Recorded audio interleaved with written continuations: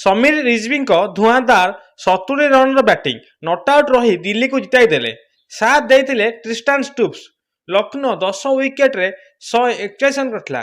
जवाब रे 4 विकेट रे दिल्ली 145 रन करी लक्ष्नौ को 6 विकेट रे परास्त करथिला। हाँ दर्शक बंधु, गतकाली आईपीएल रो पंचम मैच लक्ष्नौ एवं दिल्ली मध्य खेलाइथिला, जेउथिरे कि लक्ष्नौ बैटिंग करी प्रथमरु मिचेल मास 35, ऋषभ पंत 7, आडन माक्रम 11, आयुष बादानी खाता खोली निकोलस पुरम 8, अब्दुल समद 36, मकुल चौधरी 14, शाबाज अहमद 15, मोहम्मद सामी 1, अनरेज नित्रोज खाता खोली और निशन खां मध्य खाता खोली जहाँ फल कि लक्ष्नौ 18.4 बॉल 141 रन करी ऑलआउट होइतिला एवं कम स्कोर करथिला।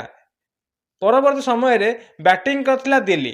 लागुथिला एही रन को बहुत सहजरे विजय लाभ करिवो, किंतु दिल्ली को मध्य एही रन करिया पई टिके कष्ट होइतिला, किंतु परे परे यह सहज हो जाइतिला। कथा घटना एमिति कि दिल्ली बैटिंग करथिला जेतेबेले कि दिल्ली केएल राहुल खाता नखबे आउट होइतिले, पाथुम निशांका 1 रन आउट होइतिले और नीतीश राणा 15 रन करे आउट होइतिले। अक्षर पटेल मध्य खाता नखबे आउट होइतिले। जेतेबेले स्कोर होइतिला 26 रन, सेतेबेले 4 ओवर भितर 4टी विकेट हराइला दिल्ली एवं संकट रे पड़िथिला।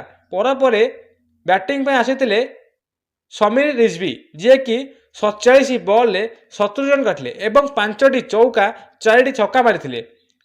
ट्रिस्टान स्टुप्स तांको साथ देथिले। से 32 बॉल 29 रन करथिले एवं 3टी चौका गोटे छक्का मारिथिले, जहाँ फल दिल्ली एही मैच को 17.1 बॉल 4 विकेट रे 145 रन कर विजय होइतिला एवं 6 विकेट रे एहाको विजय होइतिला।